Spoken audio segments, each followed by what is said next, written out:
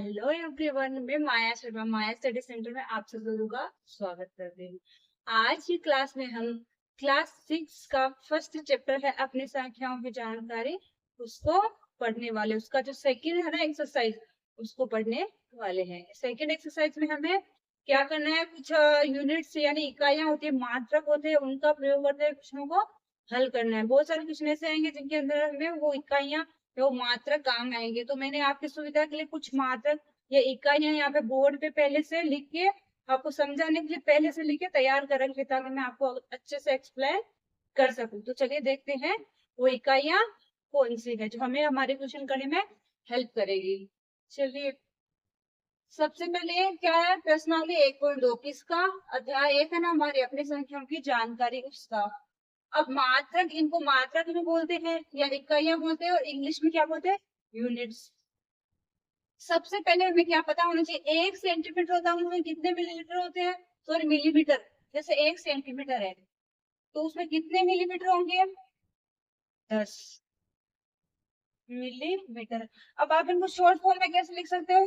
Centimetre को CM, metre को M, millilitre को एमएल, मिलीमीटर को एमएम, ऐसे शॉर्ट फॉर्म में बना बना के लिख सकते हो। अगर आपको जैसे दिया है कि 1 सेंटीमीटर में बताओ कितना मिलीमीटर होता है, तो 1 सेंटीमीटर में कितना मिलीमीटर होता है? 10 मिलीमीटर। 1 सेंटीमीटर किसके बराबर होता है? 10 मिलीमीटर। अगर आपको कोई बोल दे कि आपको 2 सेंटीमीटर को मिलीमीटर में चेंज करना है, वो मिलीमीटर में चेंज करके बताओ, तो आपको पता है कि 1 सेंटीमीटर में कितना होता है? 10 होता है, तो 2 में कितना हो जाएगा? 20 मिलीमीटर। इसे चेंज करते हैं वो। अगर आपको मिलीमीटर को वापस सेंटीमीटर में चेंज करना होता तो इसमें क्या करना पड़ता? भाग लगाना पड़ता। ठीक है। नेक्स्ट क्या? 1 मीटर बराबर 100 सेंटीमीटर। ये तो मेरे ख्याल से सबको पता होना चाहिए, क्योंकि फेमस यूनिट है हमारी, फेमस इकाई है। 1 मीटर बराबर 100 सेंटीमीटर है ना फेमस इकाई। ये स्टार्टिंग में हम यही सीखते हैं, 1 मीटर बराबर 100 सेंटीमीटर। तो 1 मीटर में कितने सेंटीमीटर होते हैं? 100। तो 1000 क्या होते हैं? मिलीमीटर। 1 मीटर में 1000 मिलीमीटर होते हैं। ये छोटी इकाई होती है मिलीमीटर। 1 मीटर में 1000 मिलीमीटर होते हैं और 1 मीटर में 100 सेंटीमीटर होते हैं। अगर आपको जैसे दिया है कि 1 मीटर दे दिया आपको, ये आपको 4 मीटर दे दिया, बोले कि इसको मिलीमीटर में चेंज करके बताओ। 4 मिलीमीटर, 4 मीटर में कितना मिलीमीटर होता है? तो 4 गुणा क्या करेंगे? 1000, तो कितना आ जाएगा? 4000 मिलीमीटर। ऐसे चेंज कर दे, ठीक है। अगर इसको फिर से वापस चेंज करना हो मीटर में, तो वापस 1000 का भाग लगा देंगे। छोटी इकाई में चेंज करना हो तो भाग लगा देना, बड़ी इकाई में चेंज करना हो तो भाग लगा देना, छोटी इकाई में चेंज करना हो तो गुणा कर देना। नेक्स्ट की तरफ बढ़ते हैं। अब क्या है? किलोमीटर। तो 1 किलोमीटर में 1000 मीटर होते हैं। 1 किलोमीटर में कितने होते हैं? 1000 मीटर। एक बार का आपको ऐसे लगेगा ये सब याद कैसे रहेगा, लेकिन आप इनको 2-4 बार पढ़ लोगे ना, 2-4 बार आपकी आंखों के सामने आ जाएगा ना, फिर आपको भी ऐसे ही माइंड में अपने आप फिट हो जाएगा। आप देखते ही बोल दोगे 1 मीटर बराबर 100 सेंटीमीटर, 1 किलोमीटर बराबर 1000 मीटर।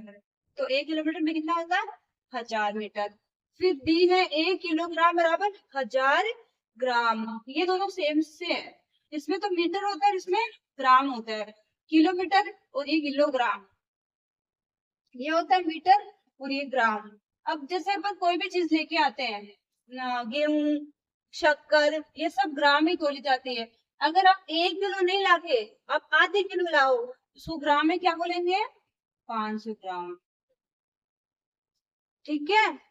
अगर आप 5 किलो लेके आओ तो कितना हो जाएगा? 250। ऐसे उसके लिए ग्राम यानी छोटी इकाइयों में भी बदल सकते हैं। तो 1 किलोग्राम में कितना ग्राम होता है? 1000। फिर नेक्स्ट है 1 ग्राम बराबर 1000 मिलीग्राम। आपने क्या लिखा है यहाँ पे? 1 किलोग्राम में तो 1000 ग्राम होते हैं, लेकिन इस 1 ग्राम, इसके अंदर जो 1000 ग्राम है उसमें से 1 ग्राम के अंदर कितने मिलीग्राम होते हैं? 1000 मिलीग्राम। फिर क्या? 1 लीटर में क्या होता है? 1000 मिलीलीटर। 1 लीटर में क्या होता है? 1000 मिलीलीटर। देखो ये 1 लीटर, 1 किलोमीटर, और 1 किलोग्राम। इनके अंदर हजार हजार ही होता है। ये लीटर है तो उसमें मिलीलीटर हो जाएंगे, ये किलोमीटर है तो उसमें मीटर हो जाएगा, ये किलोग्राम है तो उसमें ग्राम हो जाएगा। अब ये यूनिट्स आप नोटबुक में नोट भी कर लेना और अच्छे से याद भी कर लेना। इनको 2-4 बार देखना और इसे पढ़ के वापस 2-4 बार देखोगे ना, क्वेश्चन में आएगा जब धीरे धीरे क्वेश्चन सॉल्व करते जाएंगे, क्वेश्चन में फिर से सामने आएगा तो अपन को याद हो जाएगा।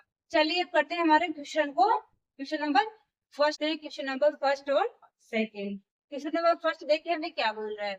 किसी स्कूल में 4 दिन की पुस्तक प्रदर्शनी में पहले, दूसरे, तीसरे और चौथे दिन खिड़की पर क्रमशः 1094, 1812, 2050 और 2751 टिकट बेचे गए। 4 दिन में बेची गई टिकटों की कुल संख्या ज्ञात कीजिए, यानी टिकटों की कुल संख्या बतानी है। अगर आपको कुल ऐसे अलग अलग दिनों की या अलग अलग टाइम की कुछ भी वैल्यू दे दे या कुछ भी मूल्य दे और आपको कुल बताना हो, तो कुल का मतलब क्या होता है? जोड़ना। तो इसमें हमें क्या करना है, जितनी जितनी टिकटें बेची है उन सबको जोड़ के बता देना है कि चारों दिनों में इतनी टिकटें बेची है। तो यहाँ पे लिखो टिकटों की कुल संख्या बराबर टिकटों की कुल संख्या बराबर क्या है, 1094 प्लस 1812 प्लस 2050 प्लस 2751। अब इनको जोड़ के यहाँ पे लिख दो। देखिए इधर से जोड़ते, एक एक 2 3 3 4 7 5 5 10 10 से 11 11 और 9 20 का शून्य हासिल का 2 2 और 7 9 9 और 1 8 9 और 8 17 ना, 17 17 का 7 हासिल का 1 2 और 1 3 3 तो 5 5 एक 6 1 7। यानी कि 4 दिनों में कुल कितनी टिकटें बेची है? 7707। इसमें हमें अलग अलग पूछ, एक का पूछेगा तो उसने अलग अलग दिया है, अलग अलग को क्या करना है? जोड़ना है। अलग अलग टिकटें दी 4 दिन की और चारों को साथ में करके बताना है कि चारों दिनों में कुल कितनी टिकटें बेची है। जब भी इस प्रकार की क्वेश्चन आए तो हमें क्या करना है? कुल पूछे तो कुल का मतलब क्या होता है? सबको जोड़ना। तो चारों का योग कर देना, योग करने के बाद जो भी आएगी वो संख्या क्या होगी? कुल 4 दिनों में टिकटों की संख्या हो जाएगी। इस प्रकार का क्वेश्चन आपके एग्जाम की दृष्टि से भी इम्पोर्टेंट होता है। इस प्रकार के क्वेश्चन आपके जो वो पेपर बनाते हैं ना टीचर, वो भी इस प्रकार का क्वेश्चन डालते हैं पेपर में। तो ये थोड़ा क्वेश्चन देख लेना फर्स्ट क्वेश्चन। अब है क्वेश्चन नंबर सेकंड।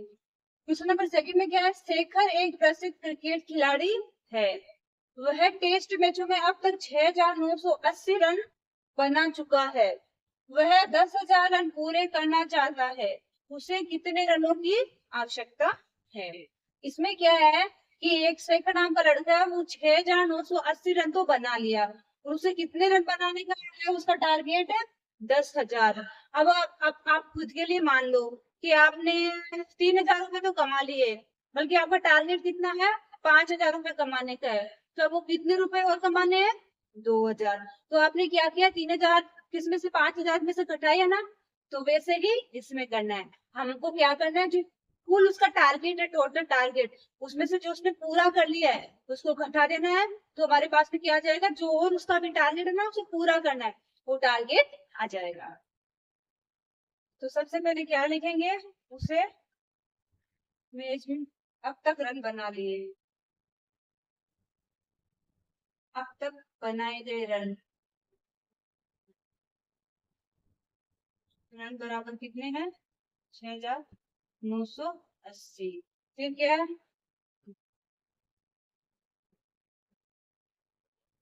वह 10,000 रन पूरे करना चाहता है।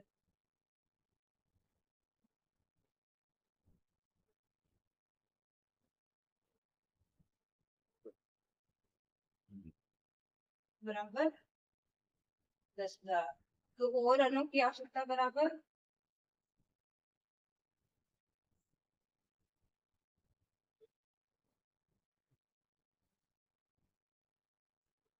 बराबर 10,000 माइनस 6,980।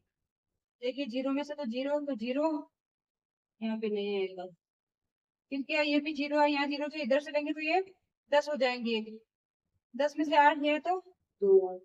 फिर यहाँ पे 9 गया, 9 में से 9 गया तो 0, यहाँ पे भी 9 गया, 9 में से 6 गया तो 3, यानी कि उसे अभी और कितने रन बनाने पड़ेंगे? 3020। वो 3020 बनाते उसके रन कितने पूरे हो जाएंगे? 10,000। इस प्रकार फंक्शनल में हमें प्लस माइनस से भी जोड़ना और घटाना ही करना है। अगर टारगेट दिया इतना पूरा कर लिया, इतना पूरा करना है, इतने बना लिया, तो उसमें से घटा देना। अगर आपको अलग अलग दिए कि पहले दिन इतना, दूसरे दिन इतना, तीसरे दिन इतना, चौथे दिन इतना, पांचवें दिन इतना, और कुल कितना करेंगे, तो क्या करना, सबको जोड़ना है। अब हम बढ़ते कर थर्ड। क्वेश्चन नंबर थर्ड में देखो क्या दिया। एक चुनाव में सफल प्रत्याशी ने 5,77,500 मत प्राप्त किए, जबकि उसके निकटतम प्रतिद्वंदी ने 3,68,700 मत प्राप्त किए। सफल प्रत्याशी ने चुनाव कितने मतों से जीता? दो जने जिसमें से एक हारा है, एक जीता है। हारा उसके भी मत दिए, वो जीता उसके भी मत दिए। तो क्या पूछा है, जिसने जीता उसने कितने ज्यादा मत प्राप्त, कितने मतों से जीता है? तो कितने मतों से जीता है? सफल प्रत्याशी ने चुनाव जीता। सफल प्रत्याशी ने चुनाव जीता बराबर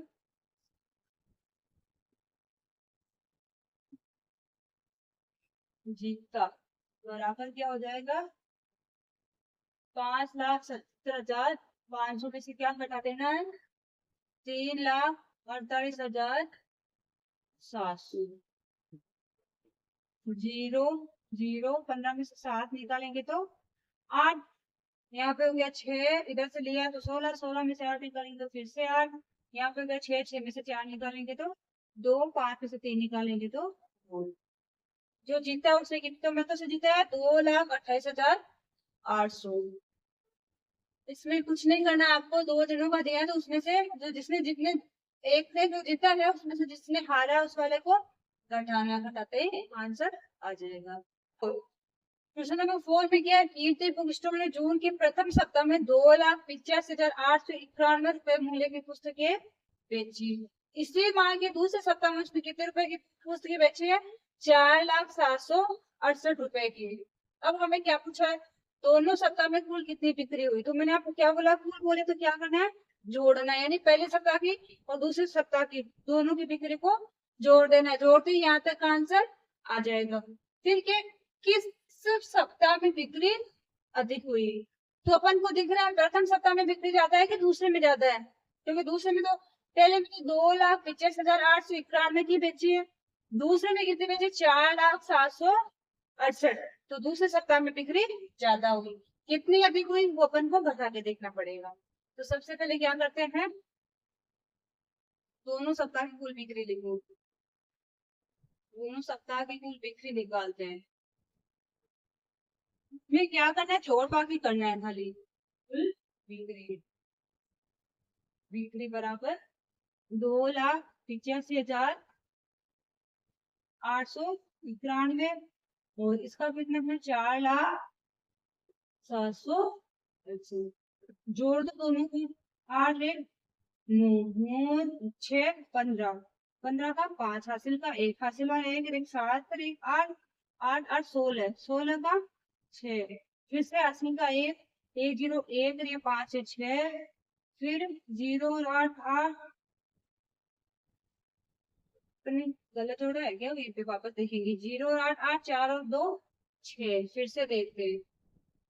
8 1 9 9 6 15, 15 का 5 हासिल का 1 7 और 8 15 15 एक हासिल का 16 16 5 1 6 8 का 8 4 और 6, यानी कि कितने रुपए की बिक्री करिए? 6,86,669 रुपए की बिक्री करिए दोनों सप्ताह में। अब ये क्या बोल रहा है, किस सप्ताह में बिक्री अधिक हुई है? तो कौन से सप्ताह में? दूसरे सप्ताह में। तो लिखते हैं दूसरे सप्ताह में बिक्री अधिक हुई है। हो गया। फिर बोला कितनी अधिक हुई है, तो अधिक बराबर कितनी अधिक हुई निकालना पड़ेगा। कितना है? 4,768 माइनस 2,85,893, घटा दो।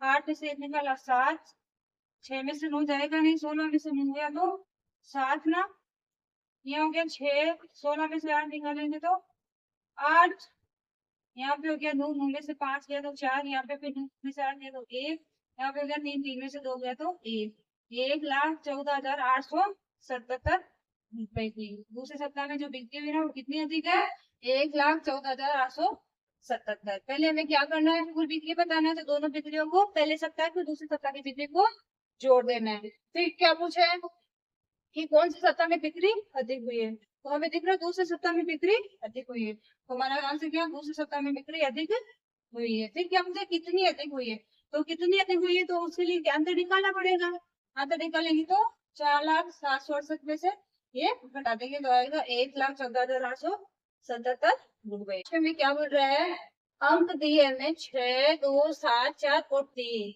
में से प्रत्येक का केवल एक बार प्रयोग करते हुए 5 अंकों की सबसे बड़ी संख्या और सबसे छोटी संख्या बनानी है और फिर उनका अंतर निकालना है। मैंने आपको जब वो प्रश्नावली इसका वो 1.1 कराने से पहले जब ये चैप्टर स्टार्ट करी थी, जब मैंने आपको कुछ इंपोर्टेंट पॉइंट्स लिखवाए थे, देखो उसमें मैंने आपको कुछ अंकों की संख्या बनाने की सिखाई थी। ये जैसे आपको 4 अंक दे दिए, 3 अंक दे दिए, तो सबसे बड़ी संख्या या सबसे छोटी संख्या कैसे बनाते हैं, तो सबसे बड़ी संख्या बनाएंगे पहले हम। आंसर 5 अंकों की सबसे बड़ी संख्या बराबर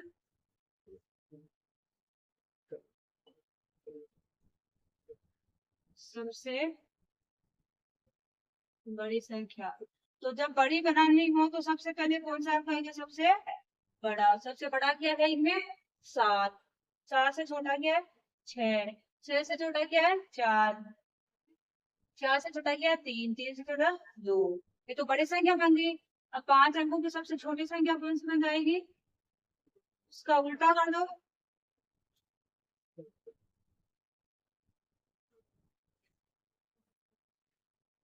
छोटी संख्या बराबर क्या हो जाएगी, इसका उल्टा कर देंगे, 2, 3, 4, 6, 7।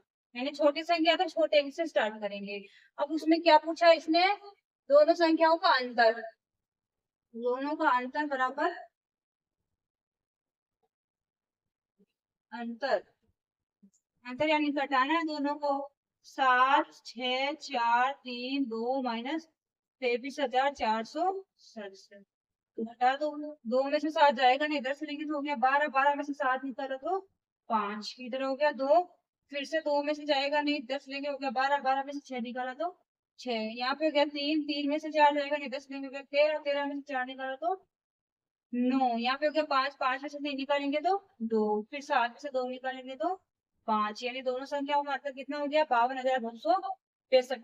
मैंने आपको बताया था कल की एक अंक की सबसे बड़ी संख्या 9 होती है, 2 अंक की सबसे बड़ी संख्या 99, 3 अंक की 999, 4 अंक की 9,999, 5 अंक की 99,999। लेकिन इसमें अपने को क्या है, अंक दे दिए, तो उन्हीं अंकों से अपन को सबसे बड़ी संख्या तो सबसे छोटी संख्या बनानी है।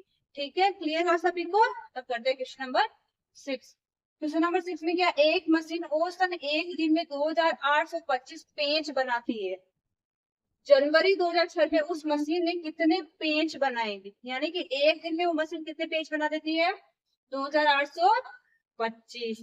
अब इसने क्या पूछा है, जनवरी में, तो जनवरी में हमें पता होना चाहिए कितने दिन होते हैं, 31। जितने दिन होते हैं उतने दिनों से गुणा कर दो, क्योंकि कोई भी है मशीन, वो एक दिन में अगर 5 बनाएगी, 2 दिन में 10 बनाएगी, 3 दिन में 15 बनाएगी। इसका मतलब क्या है, हमें कौन से माह का पूछा है, जनवरी माह का पूछा है, तो जनवरी में कितने दिन होते हैं, 31। तो हमें इसको क्या करना है, 31 से गुणा करना है।